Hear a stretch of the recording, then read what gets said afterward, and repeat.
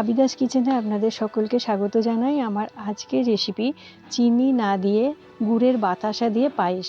পায়েস খেতে ভালোবাসে না এমন মানুষ তো পাওয়াই যায় না, আর আমরা সকলে পায়েস তো তৈরি করেই থাকি। সেই পায়েস চিনি না দিয়ে কিভাবে তৈরি করছি চলুন তাহলে দেখে নিই রেসিপিটা।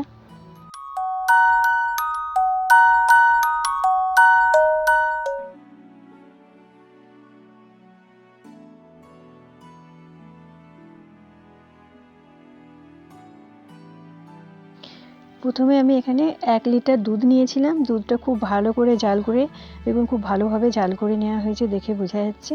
এবার দুধটা যত ঘন করে নেবেন পায়েস খেতে কিন্তু ততই ভালো হয়। এবার দুধটা ফুটে সুন্দর করে ঘন করে জাল করে নিয়েছি।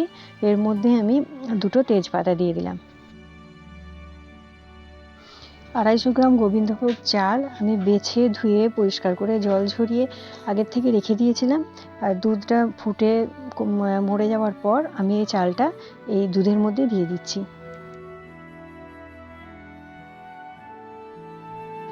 চালটা দেওয়া হয়ে যাওয়ার পর ভালোভাবে নেড়ে চেড়ে আবার একবার ভালো করে ফুটিয়ে নেব। যখন চালটাও ভালোভাবে ফুটে যাবে, দেখুন ভালোভাবে ফুটছে চালটা দুধের সঙ্গে। এবার আমি গ্যাসটা চাপা দিয়ে গ্যাসটা অফ করে দেবো 5 মিনিটের জন্য।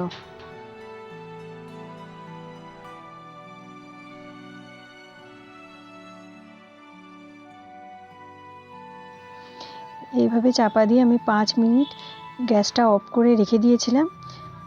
এবার 5 মিনিট পর দেখে নেব চালটা আমার সেদ্ধ হয়েছে নাকি। দেখুন থেকে বোঝা যাচ্ছে চালটা খুব ভালো করে সেদ্ধ না হলেও চালটা কিন্তু অনেকটাই সেদ্ধ হয়ে এসছে। এইভাবে আবার গ্যাসটা অন করে আমি আবার ভালোভাবে ফুটিয়ে নেব। দিয়ে যখন খুব ভালোভাবে ফুটে উঠবে তখন কিন্তু আমার বোঝা যাবে যে পায়েসের চালটা রেডি হয়ে গেছে। দেখুন পায়েসের চালটা দেখেই বোঝা যাচ্ছে হয়ে গেছে। যখন চালটা সেদ্ধ হয়ে যাবে তখন আমি এখানে 250 গ্রাম গুড়ের বাতাসা দিয়ে দেবো।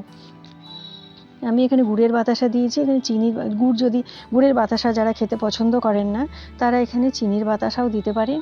আমি এখানে গুড়ের বাতাসাই দিয়েছি। এবার 250 গ্রাম দিয়ে প্রথমে দেখে নেব যে মিষ্টি কেমন হয়েছে। মিষ্টিটা যদি ঠিকঠাক হয় তাহলে আর দেওয়ার প্রয়োজন নেই, আর যদি মিষ্টি ঠিক মতো না হয় তাহলে আবার একটু বাতাসা দিয়ে দেবো। আর মিষ্টি দেখার নিয়ম হচ্ছে যে যখন খুব ভালো হবে, দেখুন বাতাসাটা চালের সঙ্গে মিশে যাবে, তখন সেটা তুলে ঠান্ডা করে নেব। ঠান্ডা করে তারপর দেখব যে সেটা ঠিকমতো মিষ্টি হয়েছে কিনা। যদি ঠিকমতো মিষ্টি হয় তাহলে আর আমার বাতাসা দেওয়ার প্রয়োজন নেই। এই যে চালের সঙ্গে কেমন সুন্দরভাবে বাতাসাটা মিশে গেছে, খুব ভালোভাবে ফুটছে। ভালোভাবে ফুটে উঠলেই পায়েসটা কিন্তু আমার রেডি হয়ে যাবে। পায়েসটা কিন্তু আমার রেডি হয়ে গেছে। এবার ঠান্ডা হয়ে যাওয়ার পর উপর থেকে আমি ছোটো বাটির 1 বাটি খেজুরের গুড় দিয়ে দিচ্ছি। শীতকালে খেজুরের গুড় না দিলে পায়েস কিন্তু খুব ভালোই লাগে না। খেজুর গুড়ের পায়েসের একটা আলাদা টেস্ট। উপর থেকে আমি কাজু কিশমিশ ছড়িয়ে দিচ্ছি। আমি খেজুরের গুড়টা কিন্তু পায়েসটা ফোটার সময় দিইনি, দিলে খেজুরের যে গন্ধটা থাকে সেটা পাওয়া যায় না, সেই জন্য আমি উপর থেকে গুড়টা ছড়িয়ে দিয়েছি। এবার কেটে কেটে সার্ভ করবার সময় দেখবেন খুবই ভালো লাগবে খেতে। খেজুরের গুড়ের যে স্মেল সুন্দরভাবে পাওয়া যাবে। আপনারাও বাড়িতে এইভাবে পায়েসটা তৈরি করে নেবেন। খুব কম সময়েই কিন্তু এই পায়েসটা রেডি করা যায়। আর পায়েসটা তৈরি করে কেমন খেতে হয়েছে আমাকে কমেন্ট বক্সে অবশ্যই কমেন্ট করে জানাবেন।